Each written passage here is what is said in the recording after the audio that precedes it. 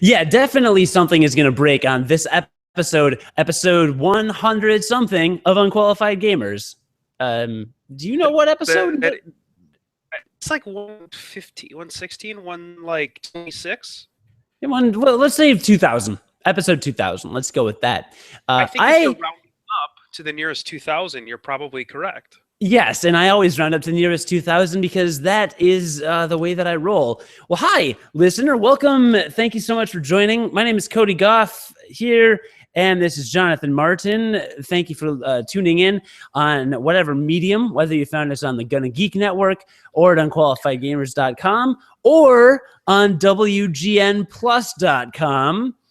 This is our inaugural podcast on the digital arm of Tribune's audio arm of the newspaper I'm not really sure how that quite works exactly. Yeah, because most newspapers don't have arms. Well, you clearly do not know enough newspapers. If I don't know any. Well, I actually don't anymore need to read. It's true. It's true. Yeah, I haven't been in any newspapers.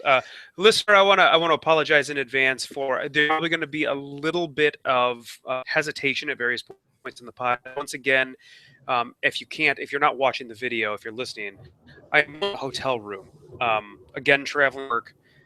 This hotel seems to have the spottiest internet of the hotels I've seen so far. No. Let's be honest. It's because your wife kicked you out again. That's and then I'm allowed to come home on Friday after I get done working. It's a really weird arrangement. Yeah. So the internet is again kind of spotty. So if I cut out occasionally, it's a thing that's going to happen. We're going to work through it. We're working through it for you. Well, it's kind of a WGN, I think, in the spirit of WGN radio. I've been at the station for years, 7 or 8 years or so, and the station's 100 years old, so we're going to act like we are recording on the infrastructure of a hotel whose Wi-Fi is 100 some years old, and that's just the way it's going to be. So this is a milestone episode for us that I'd like to address before we kind of get into things. So we've had many listeners over the years from unqualifiedgamers.com again, and from the Gonna Geek Network, of which we are a part. So some of you are probably like, what is this WGN Plus thing? And then there's some of you who found us via WGN Plus who are saying, who are these people? So WGN Plus is kind of the podcast syndicated podcast network of WGN Radio, a Chicago radio station that I've worked for several years. And now we're part of that family. So if that's how you find us, thank you for joining. Welcome. I apologize in advance for everything John is about to say and has said, in fact. Fortunately, you're lucky you're not watching us on YouTube, so at least you are spared the having to see his face. So that's kind of nice. And as a quick little introduction to us, please feel free to go to our website later to learn more. But I am Cody Goff. I've been the producer of The Brian Noonan Show for several years. You've heard me probably on the terrestrial station. And Jonathan is a pharmacological alchemist, alchemitrist. We'll call it an alchemist. It actually makes me sound kind of badass, doesn't it? It kind of does, yeah. So yeah, I'm an alchemist. So John's an alchemist, and I'm me, and we call ourselves Unqualified. We're on many things. We're unsponsored. We are unethical. We are uneducated. Well, yes. Well, no. Well, it depends. Uncouth. Unadulterated. Underdressed, unmitigated, unmarinated. Unicycle. We are right on a cycle. And that is why we're unqualified. Yeah, again, we're not qualified to be on terrestrial radio, but we are qualified to do a podcast. Are there hipsters that are currently going around areas of Chicago on unicycles? Yeah, there are. We have seen several hipster unicyclists in the neighborhood recently. Why? What is that? What is that? What is who unicycles? Like, how is that a thing? Whom unicycles? Whom unicycles? I mean, how is that a thing? I don't Like, know. is there a more obnoxious look vehicle transportation than a unicycle, like on the sidewalk? There is nothing more obnoxious looking. My girlfriend thinks that unicyclists are great. Why? Casey, why do you think unicycles are great? Because they're a gift to humanity. It's for pure pleasure. It's for pure pleasure and for the pleasure of others. It has no pragmatic purpose. It's just kind of there, and that's just how that operates. I derive zero pleasure from that. I think that is absolutely ridiculous. You don't derive pleasure from unicycles? Are you sure that you are a real human? Yeah, no, I definitely don't derive pleasure from them. How did we go from video game podcast to talking about unicycles?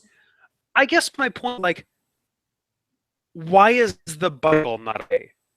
The bicycle that has been around for as a mode of transportation. Like, who came out and said, I want to get on this device that clowns typically use to entertain children while juggling? Like, who said, I'm going to use that as a mode of transportation over the bicycle that has been used as a mode of transportation for like hundreds of thousands of, probably tens of thousands of years. I think the first vehicle that cavemen made when they made was a bicycle. Like, they made the wheel, and then they made the bike, and then they made the bike chain, and made the bike, right?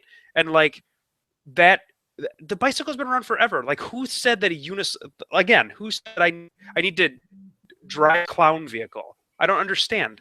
It actually goes back further than that. Archaeologists have recently found Tyrannosaurus Rex fossils with a bicycle, actually. So because Tyrannosaurus Rexes or Tyranni used to ride bicycles. This is a well-documented fact. I saw it on the Magic School Bus. I saw it on the Magic mushrooms. I saw it on all of those things. All two of those things. All the magics. All the magics. You covered all the magics. I covered every magic that there was to cover. So I don't know. I don't think, honestly, we did see a tall bearded unicyclist unicycling down the bike path along Lakeshore Drive on the 4th of July, on Independence Day, the year of our Lord, 4th July, 2015. So now that I've aired this with Cycle, I was at a festival with a little like tent carnival type food in downtown Wiper Lake up here in Minnesota. Wait, is this relevant to nothing? So we were at this festival. It's relevant to unicycles. So we were at this, and you know what a Segway is, right? Like the big scooter with like the I think it's got handlebars, but basically it motion of the actual scooter goes along with the way that you tilt, right? A Segway scooter. I thought you were talking about the Segway, like the Segway that there was no Segway between you talking about unicycles and carnivals with scooters. No, there is, because this relates to a method of transportation. Okay, which I also think is dumb. So you know what a Segway scooter is? You know what a Segway scooter is, right? Yeah, no. I know what a Segway is. It's the thing that Job rides in Arrested Development. That's a scooter. That's what it's called, a Segway. Maybe it's not a Segway scooter. Maybe it's just a It's just a Segway. So that thing. So there was this kid, and there was crowded. It was a really, really crowded like festival area. There was this kid who had what basically amounted to the of a Segway scooter just for his feet, and was just like tooling around the crowd, just running into people as he's like navigating, weaving in between the crowd on this stupid little thing, not moving any faster than, I don't know, walking, because that's what everybody else was doing in a giant crowd of people. No, he needed this stupid little. I sound like an old man curmudgeon, don't I? As opposed to a young man curmudgeon? Like, I don't know what you're going for with. Yeah. Regardless, it was the dumbest thing I've ever seen. Like, I don't understand. I didn't know what it was for. It seemed completely like people walking far faster than he was moving around with this thing. And he looked like a total asshole. So are you saying that people should only move around in cars and bikes? Like those are the only two. Like, what about rollerblades? I'm saying don't be an asshole. But what about I rollerblades? How do you guess. feel about rollerblades? Rollerblades are fine. Like, in my opinion, like the mode of transportation maybe need to, one, not look ridiculous, and two, get you to a place faster. Like, it needs to be an efficient method of travel. Like, rollerblading is fast, get you faster. Biking get you there fast. I guess I don't ride unicycles. Know if they get you faster. Imagine. I guess they do, but a unicycle doesn't qualify for my my my first priority there of not looking like an asshole, Okay, right? but who's going to steal a unicycle? Right? Like you ride a bike around Chicago, some jerk is going to steal it. You ride a unicycle around Chicago, who steals a unicycle? Like people who steal bikes are already kind of the worst humans that there are. But when you steal a unicycle, like to do that, you would have to be on some level of desperation. That's like really next level right there. So why lock it up, right? Why don't you lock up your bike? You can lock up your bike. It's still going to get stolen. Bike thieves are very resourceful. Have you ever tried to get a bike not stolen in Chicago? Because it's harder than it looks. I have never tried to not get a bike stolen. Right, exactly. I've always tried. Anytime I've owned a bike, I have tried for it to be stolen. Right, I understand that. So that's why I'm saying this is what I'm saying, you see? Anyway, I do not sympathize nor empathize with any of your sentiments around any of this transportation, except the unicycle is a little ridiculous and impractical. But I will say, again, it's pretty much thief-proof. And according to my girlfriend, that is its charm. I think you should only be able to ride a unicycle in place if you are juggling the entire time you are traveling from one point to another. I think that's a negative stereotype, and I think that is offensive to unicyclists who don't juggle. How do you think they feel? Shouldn't own a unicycle. I think they feel sad that they can't juggle. Probably. So don't marginalize them. You're using your bicycle privilege to oppress the unicyclists, and I think that's unwarranted. I don't have a bicycle though. What do you own? A tricycle? You freak? Oh, I own nothing. I own no wheels of transportation other than my car. Yeah, you own a car. So that when every time you get kicked out of your house by your wife and or son, and you can drive to a hotel. back around. It all comes back. This is why this keeps happening. Great. Yeah, speaking of hotels, I want to talk about this city that I'm in because it's important. Why? It's not that important. It's not that important to I need to get this out there. I need to air my grievances here with life. When is it my turn to tell stories? Okay, you tell your stories. Tell your stories right now. Now is your turn. I want to talk about fruit flies. Yeah, me too. Let's do it. Have you ever had fruit flies? Yeah, they're the worst. Here's what I want to know. How do you get rid of them? How do you personally? Because I know how. Well, we think we know how to get rid of them, but I want to know if you know how. How would you go about that? You get rid of the rotting food that harbors them. It is not rotting food that harbors them. I bring a banana into my apartment, I have a swarm of fruit flies. Like immediately. It's just a thing that happens. We got rid of some of them. But they're out there. Waiting, watching. Did you know that fruit flies can, for example, lay 300 eggs in a minute? That's a true fact. Now, how this is a true fact, and there's got to be other fact. No, this is actually a statistic. And what I don't understand is what happens to all of them, right? Because like I've never seen more than maybe 2 fruit flies in my apartment ever. Like I may see one and then I kill it, and then 10 minutes later I may see one and then I kill it, and then I don't see any for like a day, and then they come back. But if they really spawned 300 at a time, one would think that I would see more than 1 or 2 at a time. Right? Like, wouldn't there be like just a cluster of fruit flies everywhere? And isn't that a horrifying thought? Yeah, I guess. Right. I guess I haven't really ever had problems with flies. Seriously. I've had them. Yeah. And neither have. So I used to live with our friend Blake for 3 years. And he said, I swear I've lived with several people, and you're the only person I've ever lived with where we got fruit flies. All I ever get is bananas. I don't eat apples because I don't like dentists.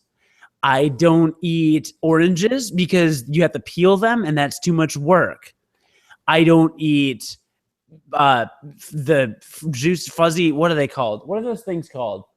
The peaches. Fuzzy navels. Well, I don't eat peaches because they're too fuzzy. But what's the other? Nectarines. Now I eat nectarines. But the pits are big, so I historically didn't eat nectarines. No, I would just eat bananas. And I'm telling you, man, like 3, and it's game over. It's just fruit flies everywhere, all the time, all day, every day. And we'll get to the video games later. What? What is your solution? Oh, so 2 methods. So they're obsessed with wine, rotting fruit, and unfiltered apple cider vinegar, but it has to be unfiltered. So you filtered, they don't care. So you open a jar or a bottle, you put it into a thing, and then you make a paper cone, like just out of a piece of paper, and then you put the cone on the top, so the flies will fly in to the bottle, but they won't, like they can't get out because they're not smart enough. So just kind of buzz around, I guess, until they get tired or whatever. They fall into the vat of whatever liquid you have, and then they're dead. So we don't know how many flies we've trapped because we're using a mostly opaque bottle, which doesn't really help. But if it were glass, I would presume we would just see a veritable graveyard of fruit fly bodies just floating in the ether that we have procured and curated in order to end this menace. But that is what I would just like it, drink them and embody all of the powers that exist within all of the fruit flies. So if I were a Highlander, destroyed. If I were a Highlander and there were a lightning storm happening, then I would consider that. But probably not going to do that as of right now. But that's my fruit fly story. Imagine the power of 20 to 30 fruit flies coursing through your veins, though? That that does sound tempting. That does sound quite tempting. But for the time being, I'm just gonna let the bodies hit the floor. Actually, I'm probably gonna let the bodies hit the flow, is what I'll do for a while. And then once I've let the bodies hit the flow, I'll continue to let the bodies hit the flow, and then I'll let the bodies hit the flow, and then see what happens. And I'll check in with an update perhaps next week or the week after or never. I haven't decided yet. That's fair. So there's my fruit fly story. I am glad that it lived up to the terrible unicycle story, this terrible, oppressive, aggressive. I had lofty expectations for your fruit fly story. It really lived up. I mean, you hate unicyclists, and those are humans. Unicyclists are people too. Fruit flies are monsters. They are literally monsters. Like, I get 3 experience points per fruit fly that I kill. That I'm saying, why would you not want to inherit all of their power? Because I don't need to. You don't need to eat them. It's not like Cecil has to eat a behemoth to get a bunch of experience points in Final Fantasy IV. He could. Maybe they do off camera, but I don't see it.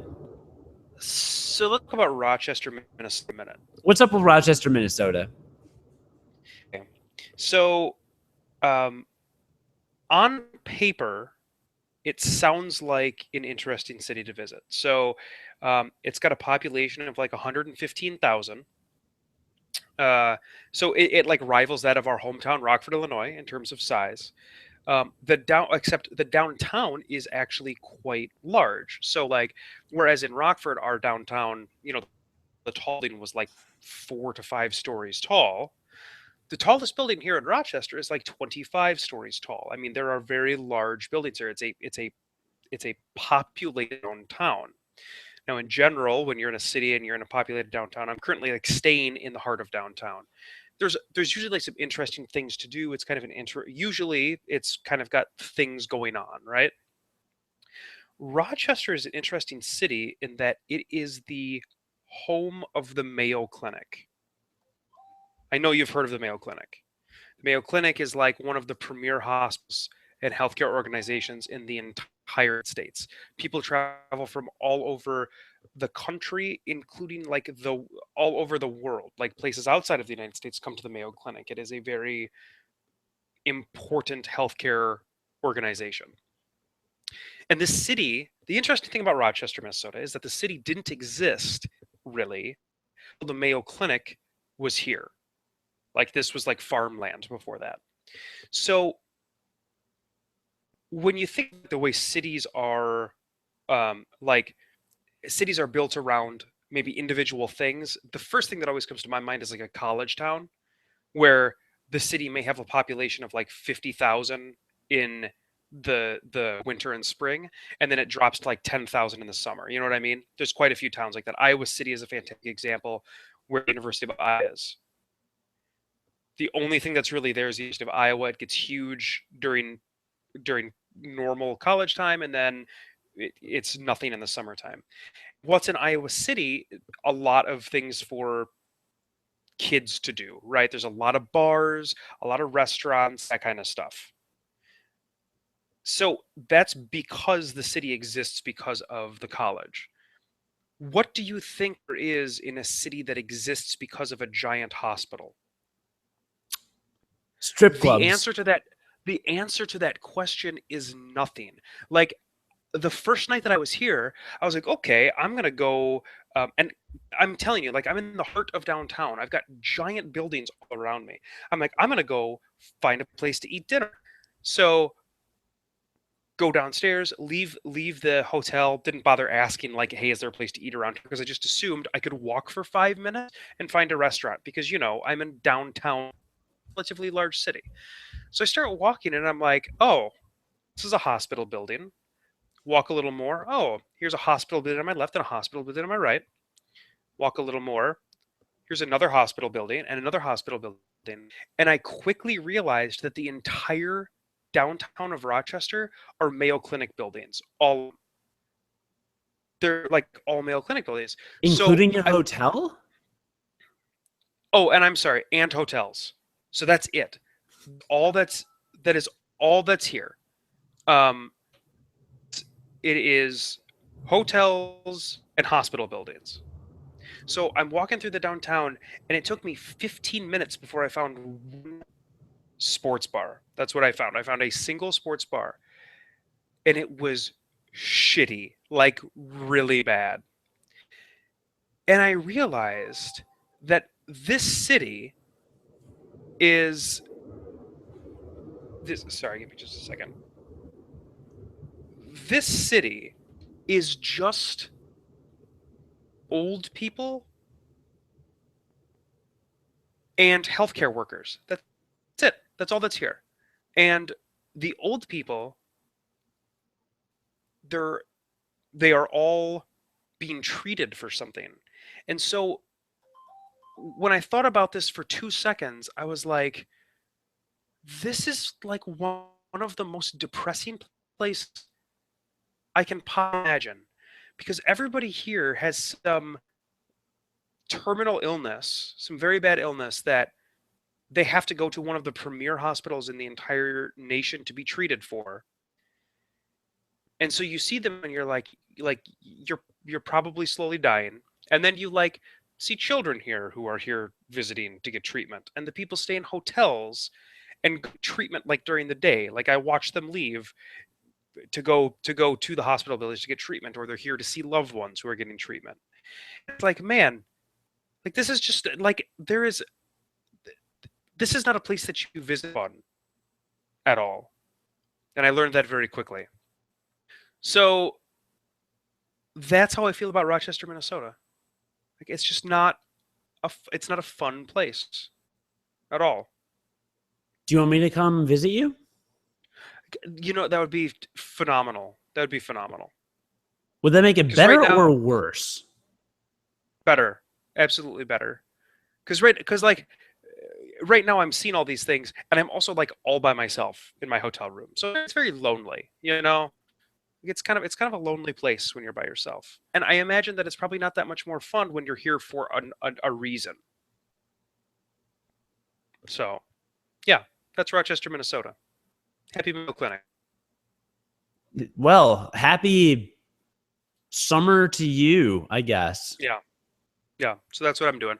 Well, congratulations on being in a terrible, depressing ghost town of a place. Can you understand like how that's depressing though? Yeah. Like after yeah. I mean, it's kind of a depressing place. You know, I actually feel depressed after hearing your story, and thank you for ruining my day. Yeah, that's what I'm here for. That's what I tried. Actually, that's what I try to do. You're exceptionally good at ruining my day. I will be totally honest. So there's that. Well, that's good. Well, I'm glad that we opened our video game podcast with talking about unicycles, fruit flies, and a depressing hospital town. Mm-hmm. That's actually kind of par for the course for us. But think about it though. Like, how many cities are built around a hospital? Can you think of any other than this one? Like, I knew the Mayo Clinic existed here. I've always known that it existed here since I moved to Minnesota, because it's like a beacon of one of the important things in Minnesota. But like, I can't. There's got to be cities that are similar to this one, but I can't think of any. I think that any city that's built around quote unquote one thing is going to be an interesting place. Like, I had a friend who was she was in charge of a bunch of stuff for Breckenridge, like music festival, basically their concert series in the summer and things like that.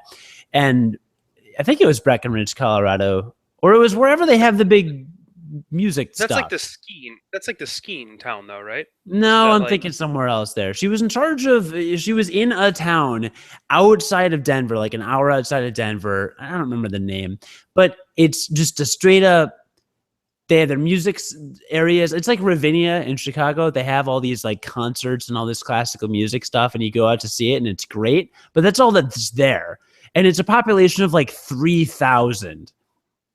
And basically they all work for this festival, and maybe there's like a bar or two or something, and they bring in all these people, but basically the entire metropolitan area, quote unquote, and it's much smaller than Rochester, obviously, but still the entire culture and community is based around this one thing, this like concert series in some classical music.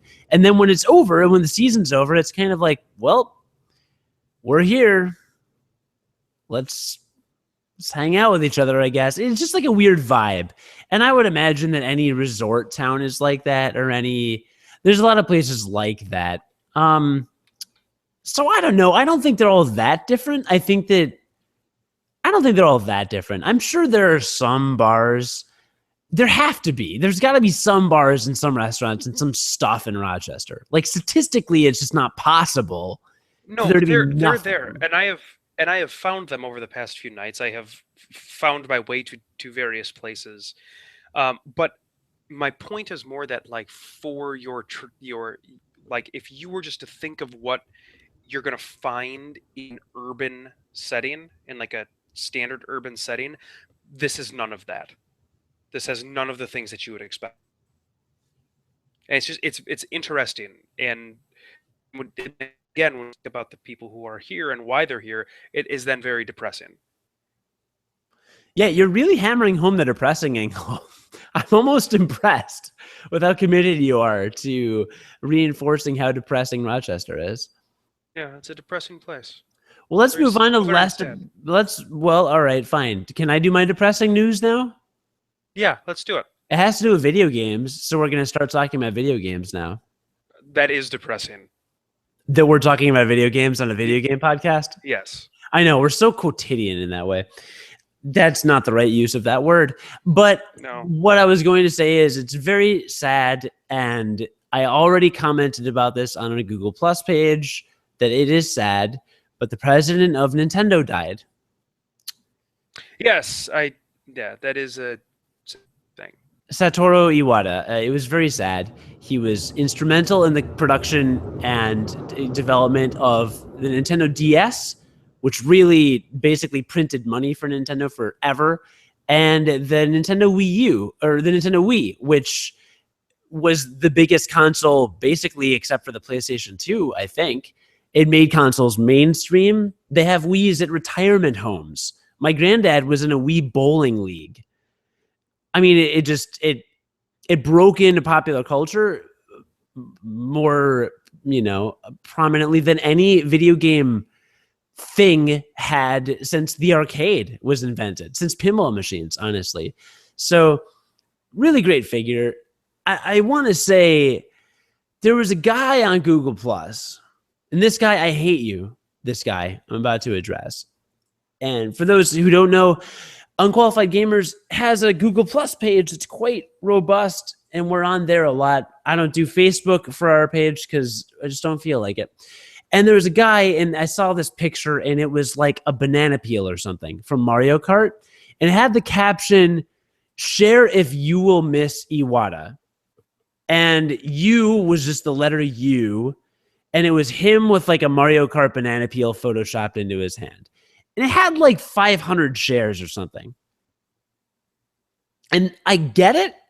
I get that people want to like express that they're sad about this. And it is a sad thing that happened.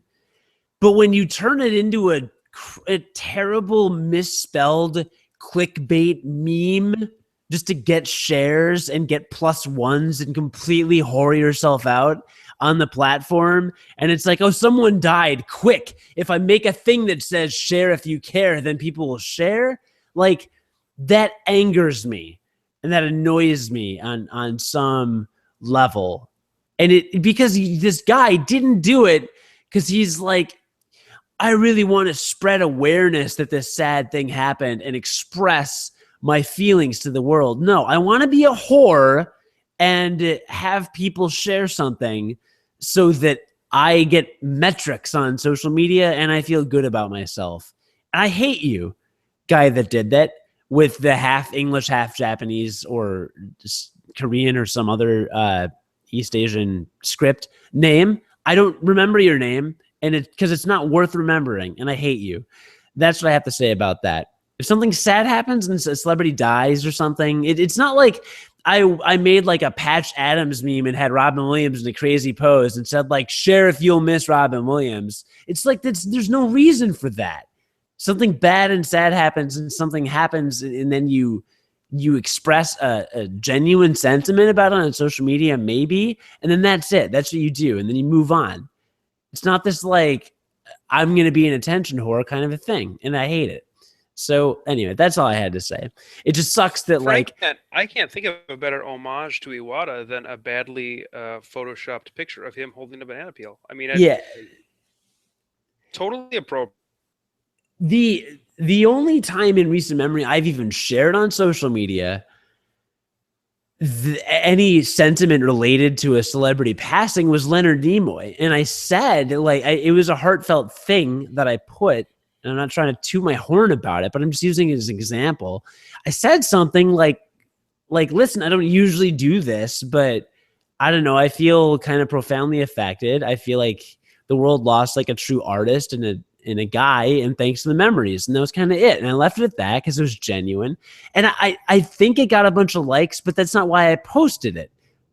I don't know. I guess there's people on social media that just post to get likes and shares and, feel better about themselves. And that's them, I guess. But I can't live in that world. I just will never. We're not millennial enough, I guess, you and me. Unless you're that way, John. I don't know. You just cut out a bunch, but I just want to thank you for, I should say my internet connection cut out a bunch. But I just want to say thank you for having the 100% correct way of grieving so that we can all follow your example. You're welcome. Because I know there is a correct way to grieve. So I'm glad that you've figured that out for everybody. Yeah, so you weren't listening. I wasn't saying this other person wasn't grieving. This other person was seeing a thing as an opportunity to get attention and then exploiting that. That is not grieving. This person did not see the news. But they started talking about how you expressed your feelings and grieved in whatever way you were doing and said that was the correct way to do it. So I'm just saying, thank you for accepting the correct way to grieve so that we all know how to do it. Because frankly, I oftentimes just don't know how. And so I'm glad I have you as for me, because there is only one correct way to do it. So you're a terrible human being. So I was giving an example of the example. I was giving an example of a genuine reaction and what I think is appropriate and quite frankly classy and not exploitative. I have always said that you are a classy griever. Everyone has said that I'm a classy everything, quite frankly. Everything I do is classy. Always said that. Everyone has always thought that I am classy. I agree with you. The idea of exploiting a figurehead's death is dumb and inappropriate. Yes. But there are a lot of 12-year-olds on social media, and we need to get used to that. That's true. And who knows? We probably would have done the same thing when we were 12. I don't think so. You would not have. I would not have. I have a lot of respect for the guy because from what I understand, and I didn't know a lot about him until after he passed away, unfortunately, and all of like the stories come out, which is kind of the way it works.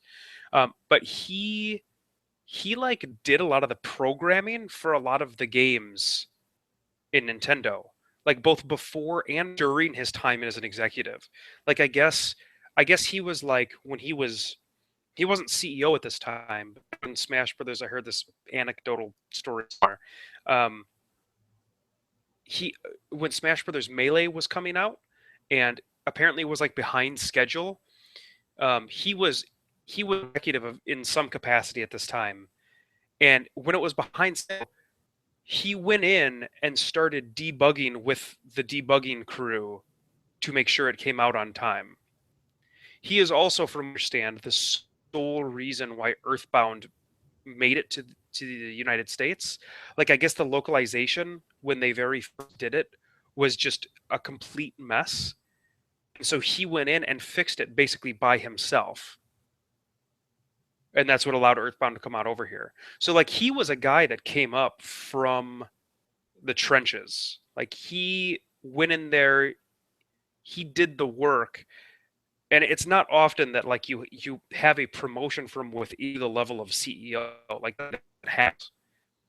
Like people bring CEOs in from other companies that are already have proved success. You know what I mean? Yeah. So, but no, he worked his way up through the company to get into this position, which is really impressive. And the fact that he did a lot of the programming games, like that's pretty awesome, I think. I got mad respect. Yeah, it's a big loss, and it's really unfortunate. And he was really young, which is one of the most unfortunate. That was the worst part. Honestly, that was the worst part. It was even independent of anything he had done. When you just see his age on there, and that was the worst part. In his mid-50s, like that it was very sad. So I don't want to like harp on it too much, but I don't know. I guess I wanted to mention it because like.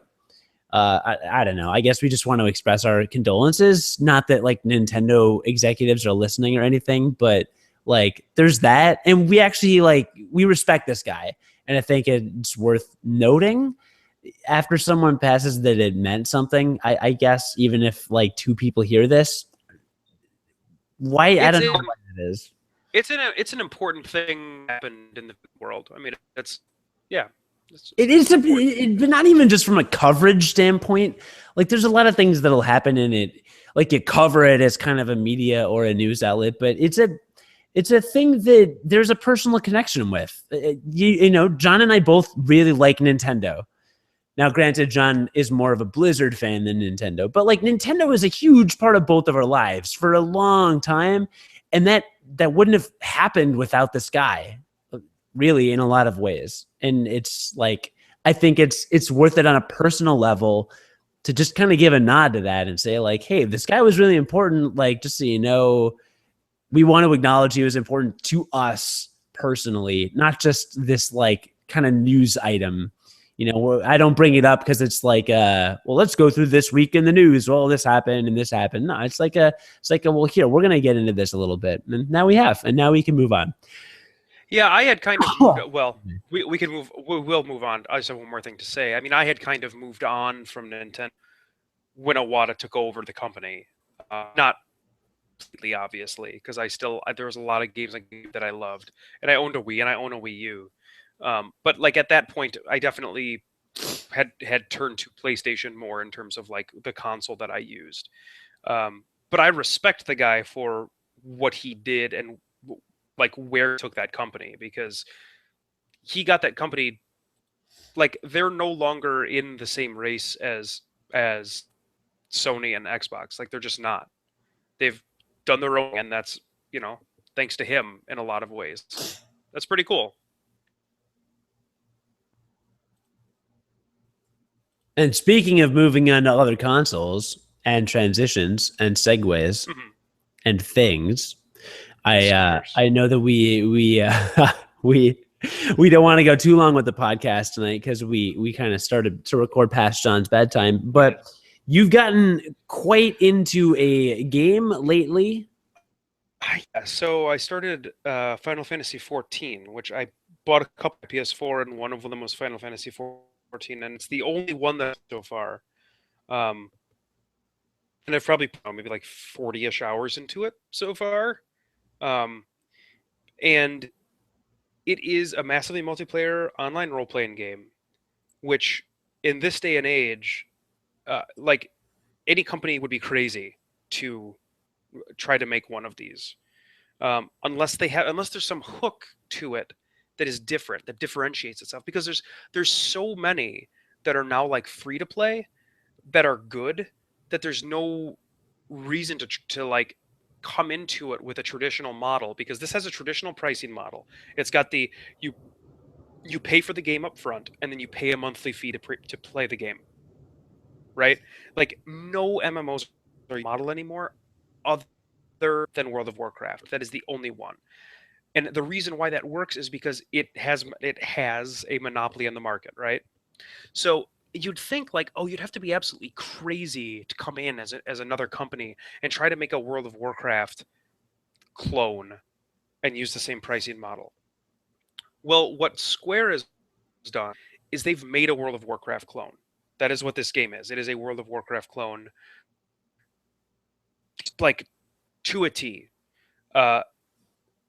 However, they've done just a couple of things differently that set it apart, and they have the Final Fantasy name to carry some weight to it. So I can pretty safely say that like if this didn't have the Final Fantasy name on it, this product wouldn't exist, or it certainly wouldn't exist as a subscription-based model. It just wouldn't. I think that name still carries a lot of clout. So that being said, like, what is the game? So if you know anything about World of Warcraft, you have a class, you have quests that you get from quest givers, you go out and you do the quests, kill 8 rats and give me their wickers, whatever, bring them back, etc., etc. Turn in your quest, get experience, level up, move on. Eventually you go into dungeons, which are instance-based. That's kind of how for years and years. You get in with a group of people. You typically have a tank, a healer, and some damage dealers, and you go through the dungeon and you kill bosses and you get loot that way. This has literally all of that stuff. The thing that makes it different is that your character can be any class at any time that they want.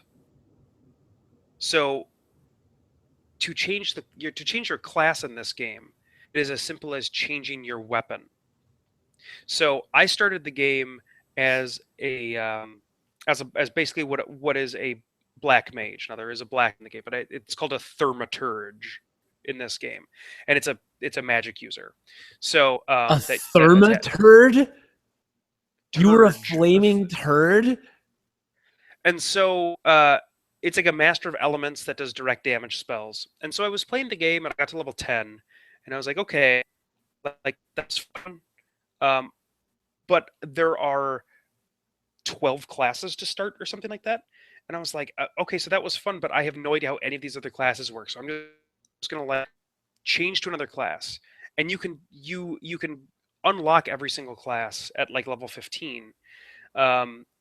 So I had unlocked another class, and it was like a monk type class.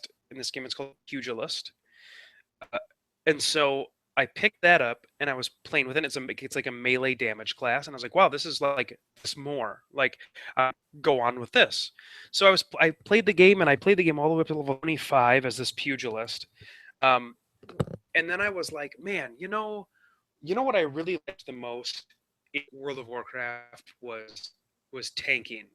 Like that was was my favorite thing in the world when I was playing that game. I always like to be the tank in groups. Um, in general, like when you're going into dungeons, you have to have a tank and a healer, and then damage dealers, right? And arguably, tank and the healer are the most important part of any group. Um, but just the act of tanking in World of Warcraft to me was by far the most fun. And I was like, I really kind of want to, I think, be a tank more than anything. I want to be a tank, I think, on Final Fantasy XIV. So I started over again as a tank class, and keep in mind that every class levels up independently. So like, I picked a tank class, and I was back at level 1. Um, so I leveled up. That's currently what I'm playing. I've got a level 31 Marauder, which is an axe wielding tank class game. I'm doing a lot of dungeons and stuff, really fun, and doing a lot of quests. Um, but they do a really smart thing where like they know that it takes a while to level up.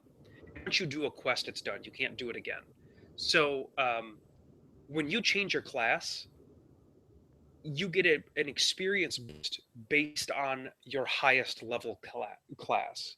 So the fact that I have a level 31 of this one class, ever pick another class that's lower level than that, automatically get boost experience for anything that I kill.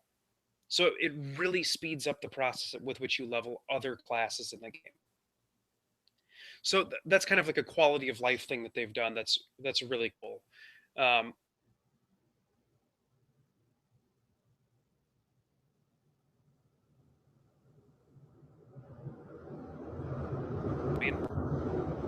and then they've also done some interesting things where the crafting classes are actual classes themselves. So like I decided I'm going to pick up one crafting class just to try it.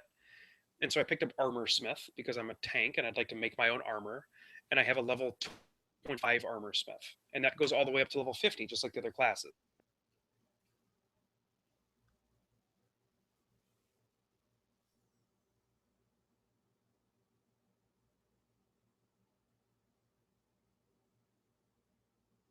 Time as well. And then there's also gathering classes like miner, which goes out and mines ore, botanist, which goes out and mines plants, and those level up independently as well. So like all together, when you first start the game, there's probably 20 classes total, and they all can go from level 1 to 50. And you could level them all up independent. I mean, they all level up independently, and you can level them all up if you want to. You have an endless amount of time, I guess. And I'm sure there are people that have done that. In fact, there have to have been because people are fanatical, right? So, but the other that's all cool. I don't know if that necessarily differentiates this game from another MMO enough, though. Like, if that was the only difference between this and like WoW, I probably wouldn't still be playing it. But uh, the other thing that really differentiates this from your standard MMO is that they have placed a huge emphasis on the main storyline. So like, there's all these quests that you can take, But then there's a main storyline quest that is notated with like a different symbol. Your quest giver's symbol looks a little different, and so you know that this is part of like the main quest line. And the main quest line has like extraction value in terms of the way that it is presented to you as the player. So sometimes there's like voice work, which there was never voice work in World of Warcraft ever. So sometimes there's like voice work. There's always cutscenes in the different main story quests, and it follows a pretty good narrative. Like it's pretty good, and it generally takes you all the way from the start of your character from level 1 all the way through level 50 for like one class. There's a few times in between where you have to like grind for a level by doing other quests, but in general you can take the main storyline for one class all the way through to the end of the game, from what I understand, which is really cool because the story's good. And that's something that, I mean, World of Warcraft had a general narrative for each of its expansions, um, but there wasn't like a main storyline quest. Um, and in fact, they have deemed the main storyline so important that apparently with the expansion, you can't even start expansion until you have completed the main storyline in the base game. So um, that's just it's kind of an interesting thing. And the game plays like an MMO. Like you're watching cooldowns for your abilities, you're using them. Every class plays differently. So if you like that MMO style battle system, which I do, uh, it's good. Well, I'm going to get it. I just ordered a gaming PC, as I mentioned on our last episode, and that will be able to run it perhaps smoothly. Does it look good? I mean, Square, since Final Fantasy XII, has had a lot of emphasis on making games look ridiculously beautiful. Like, is it because World of Warcraft isn't necessarily the flashiest game always? No, I mean not anymore. It had its time. It's kind of an outdated look, right? So it's interesting. The game does look great, yes. It's amazing. So if you look at World of Warcraft, the perspective is basically pulled way back. Your character is quite small, and you very large amount of viewings of the world. You know what I mean? In this game, the camera angle is much lower. It's basically right behind your character. The character is much larger on the screen.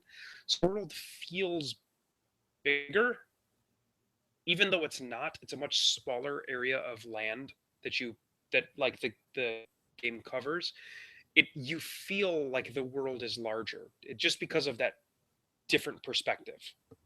And the game it does look beautiful, yes. Interesting. And you've told me the music is phenomenal because it's Final The music Fantasy. is the music is great. It's really it's very good. Okay, cool. I'm looking forward to that. And how's the community? Because you've talked about like MOBA communities like League of Legends and Dota are like are very aggressive and not very welcoming. You're familiar with the World of Warcraft community. I'm not. What's this one like, and how does it compare to WoW and maybe other online communities? So I'm playing on the PS4, and I I don't have a keyboard plugged into it yet, and so like I basically haven't chatted with anybody because the text entry on the PS4 is atrocious, right? It's horrible. Like if you're trying to play it on the actual. Oh, that's the other thing I forgot to mention. I'll mention that in a second. But anyway, I'm PS4, and I don't have a keyboard. And so I basically have not interacted with the community at all. The only interaction I've had is when I've been dungeons. In general, those have been totally great. Haven't had any problems with doing those at all, even without the ability to communicate. The other thing that I think is important that I totally forgot to mention um, is that I am playing this with a gamepad, and they have done the impossible, and they have made an MMO, which in general is a relatively complicated genre. They've made it totally playable and fun with a gamepad, which is something that like World of Warcraft could never do. They could never do that because the amount of buttons that are necessary to play the game, it would not be possible. This game has done, and they did a very good job with it. It's super fun. It's super easy, and I've talked about this before, but it really brings the game from a lean forward kind of game, which is what World of Warcraft is, because you have to be over a keyboard. You have to be engaged with your mouse and keyboard, right? To a sit back kind of game. It's a much more leisurely feeling when I'm playing this game because I'm playing it with a gamepad, and it works really well. So that is awesome. Yeah, I really enjoy playing it with the gamepad. Very cool. Yeah, it sounds like a Yeah. much different experience. Cool. Well,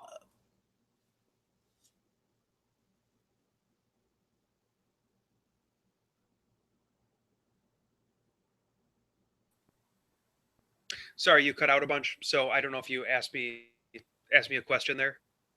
I didn't say anything. I just kind of looked awkwardly at the camera like I am wont to do. Perfect. So all that being said, I probably, in fact, I know I will, because like I'm gonna be continuing to play this game. Once I finish the main story, I don't know how much I'll continue to play it. We'll see. We'll see, like if that grind of getting gear for like multiple classes, if that drives me. We'll see. I don't actually know. But right now, the main storyline is totally driving me through the game. It's really neat. Cool. Are you going to be tempted to play Final Fantasy XI after this online? No. Why? I tried, because I tried that game and I didn't really like it. It didn't grab me at all. Yeah. All right, cool. Well, I'm really looking forward to playing this. So I'm glad that you picked it up. Our friend Brad has played like 300 hours of it or something ridiculous. I think he actually said he played like 30 days or something. That's ridiculous. But in MMO standards, not really that crazy, is it? I put in way more time in that than World of Warcraft. I probably had 90 to 100 days played. That's outrageous. Yeah, I probably did. I mean, that's not an exaggeration. So that game was you have to keep in mind though that game was literally the only game I played for years. For years. I mean, I will never play a game like I played that game again. Yeah. Never say never, even though I just said it twice. Something could happen. Something could come up. Some other game could pop out at you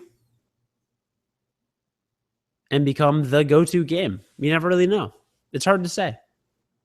One cannot predict the internet, as it were, if you will.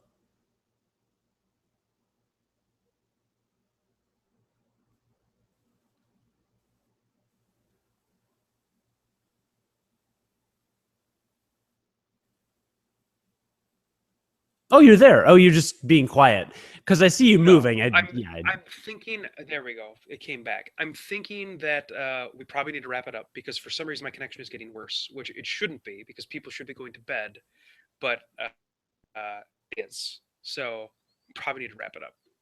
I'm hoping you didn't play anything. You didn't play anything, did you? Of course you didn't. No, I reached rank 15 in Hearthstone rankings with my really awesome priest deck, believe it or not. So that's kind of exciting for me. I'm actually very excited about that. Kind of excited that you're so into that game now. Yeah, I still love the arena, awesome. But my last 4 drafts were atrocious. Like, so atrocious. You have no... Like, the decks were literally unplayable.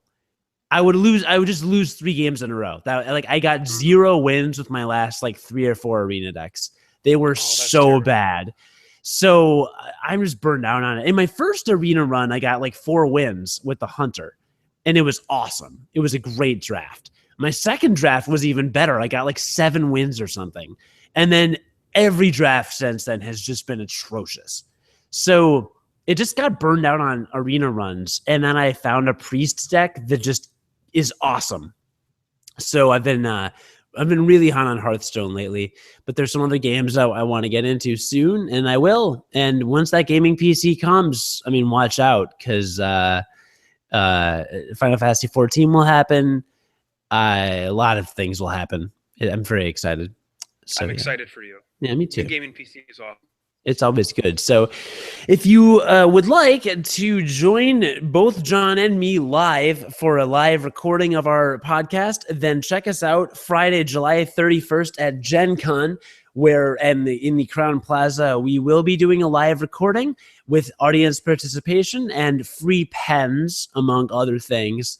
So please join us there. You can find more information at Gen Con. Just search for their event listings online for Unqualified Gamers.